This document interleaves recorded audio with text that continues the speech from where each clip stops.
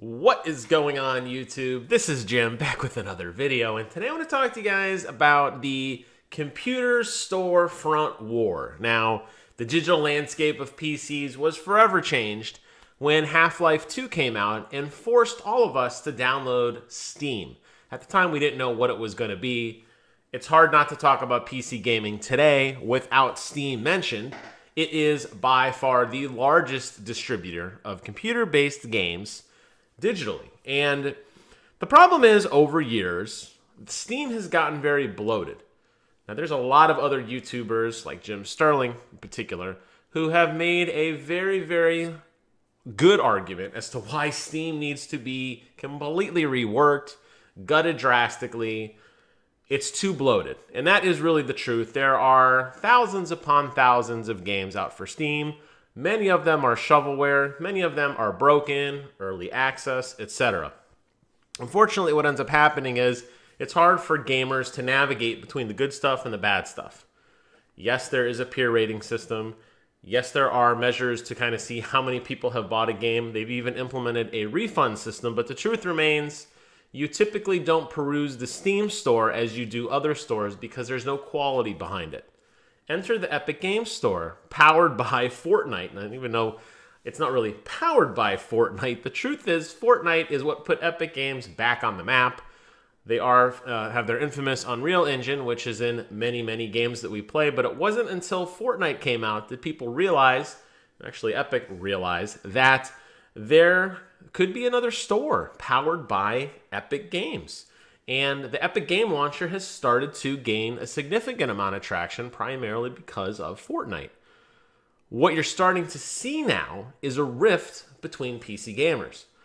Although the Epic Game Store right now is very, very small, there's less than 20 titles, there's really not a lot out there, it's very clear that they are definitely pro-consumer, and they appear to be doing all the things that Steam did, but in a better way. Now, Steam does definitely have years of polish on it. It has built-in streaming services, screen sharing, library sharing, friend systems, invitations, wish lists. I'm not saying that Epic Games Launcher is as good as Steam Launcher because it's not even remotely close there yet. But the fact that so many people have checked it out, primarily to play Fortnite, has instantly put it on the map. Now, there are other game launch services out there like Uplay, which is from Ubisoft, and EA has Origin, Bethesda has the Bethesda Game Launcher, Battle.net has the Battle.net Manager. There are a lot, for Blizzard, there are a lot of game companies out there that are trying to implement the same thing Steam has, with different degrees of success, but it's primarily for their own brand of games. You're not going to be browsing Bethesda games on an Ubisoft launcher. As where on Steam, anybody can come play. Doesn't really matter what brand you come from. Steam most likely has it. Now, there are some cases where like Bethesda wants you to play Fallout 76 on the Bethesda launcher. There are instances of that, but primarily you're starting to see games accept that. Steam isn't going anywhere. So, in like Ubisoft's case, you can download and play it from Uplay, or you can download and play it from Steam. Even though Steam puts its wrap around it and it ultimately does launch from Uplay, it's still in the Steam umbrella. You get all the great services of Steam, the chat, the streaming, etc. With that said, what's happening is Division 2, which is coming out March 15th, will not be going to the Steam launcher. Instead, will be going to the Epic Games Store launcher. Now, that's a really, really, really big deal. This is the first time ever, really, that a game has said, you know what, we're not going to Steam. A lot of it's driven by profits. Steam takes a much bigger cut of games than the Epic Game does, and that's obviously more money in the developer's pocket. Epic Game Store, significantly smaller, as I mentioned, maybe 15 or 20 titles. So it's much more visibility, much easier to see. It's not drowned out in the monotony of the thousands upon thousands, and I would argue millions, I don't know, of games on the Steam launcher.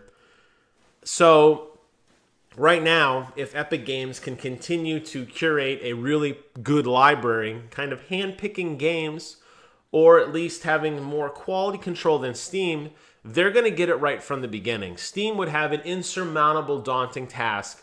I say Steam, but technically Valve, but they're really interchangeable at this point. An insurmountable task of trying to clean up their store. As where Epic doesn't really have much of a store yet and can cultivate one with quality in mind. And I think that's another big, big difference. So I'm kind of excited that Division 2 is coming over. I've been excited for Division 2 ever since I played the first. I've already gotten it. I'm going to be playing it. I'm very excited to get my hands on it.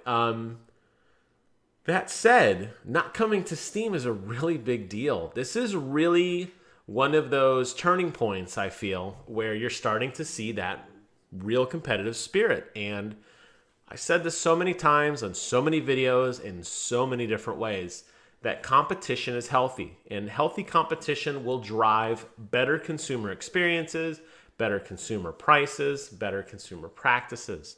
And that is what you're starting to see here. So The Walking Dead coming over, Hades coming over, The Division 2 coming over to the Epic Game Launcher. Big deal. Very, very excited to see where this goes.